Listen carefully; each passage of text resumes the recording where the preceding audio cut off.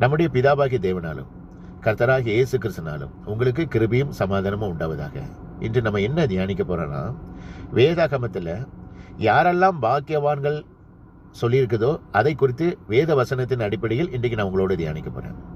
யாரெல்லாம் பாக்கியவான்கள் என்பதை குறித்து வேத வசனம் அநேக வசனங்கள் சொல்லியிருக்கிறது. அவற்றை நான் சிலவற்றை மட்டும் நான் சொல்ல ஆசைப்படுகிறேன்.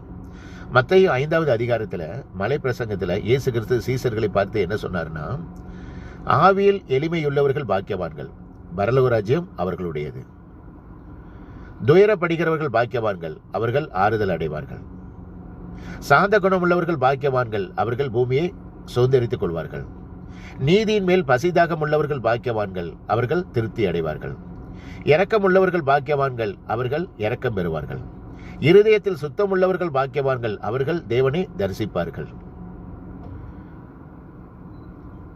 நீதி நிமித்தமாக துன்பப்படுகிறவர்கள் பாக்கியவான்கள், பரலோக ராஜ்யம் அவர்களுடையது. சமாதானம் பண்ணுகிறவர்கள் பாக்கியவான்கள், அவர்கள் தேவனுடைய புத்திரர் எண்ணப்படுவார்கள். என் நிமித்தமாக, அதாவது கிறிஸ்துவின் நாமத்தின் நிமித்தமாக உங்களை துன்பப்படுத்தி நிந்தித்து பலவிதமான மொழிகளில் உங்கள் பேரில் பொய் சொல்வார்களானால் நீங்கள் பாக்கியவான்களாக இருப்பீர்கள். நீங்கள் ஒன்றுக்கும் கவலைப்படாமல் சந்தோஷப்பட்டு களி கூறுங்கள், பரலோகத்தில் உங்கள் பலன் மிகுதியாக இருக்கும்.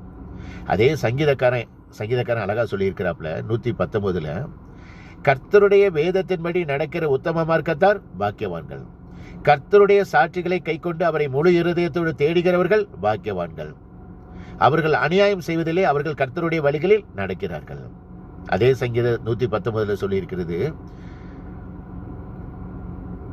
கர்த்தரை யாக்கோபின் தேவனை தம் துணையாக கொண்டிருந்து தன் தேவனாகிய கர்த்தர் மேல் நம்பிக்கை வைக்கிறவன் பாக்கியவான். இன்னைக்கு நம்ம எப்படி இருக்கிறோம்? இந்த வசனத்துக்கு நம்மளுடைய வாழ்க்கை கரெக்டாக இருக்குதா? இந்த பாக்கியவான்குரிய ஆசீர்வாதத்தை நம்ம பெற்று இருக்கிறோமா? அதை நீங்க தான் சிந்தித்துக் கொள்ளணும். இந்த வேதாகமத்தின் யாரெல்லாம் பாக்கியவான்கள் சொல்லியிருக்கிறாரோ அந்த கேரக்டர் நம்மளுடைய வாழ்க்கையில இருக்குதா? இதை நீங்க திங்க் பண்ணிக்கோங்க, சிந்தித்துக் கொள்ளுங்க. இந்த உலகத்துல உண்மையான ஒரே ஒரு தெய்வம் இயேசு கிறிஸ்து ஒருவர் மட்டுமே. இயேசு கிறிஸ்து சீக்கிரத்தில் வரப்போகிறார். மனம் திரும்புங்கள், பரலோக ராஜ்யம் சமீபத்திருக்கிறது. தேவனுக்கும் மனுஷருக்கும் கிறிஸ்து ஒருவரே, மத்தியஸ்தர் ஒருவரே.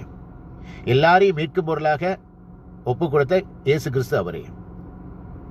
எல்லா மனுஷரும் ரட்சிக்கப்படவும் சத்தியத்தை அறிகிற அறிவை அடைவும் தேவன் சித்தமுள்ளவராயிருக்கிறார். மனம் திரும்புங்கள், பரலோக ராஜ்யம் சமீபத்திருக்கிறது. கர்த்தருக்கே மகிமை உண்டாவதாக. ஆமேன். அல்லேலூயா.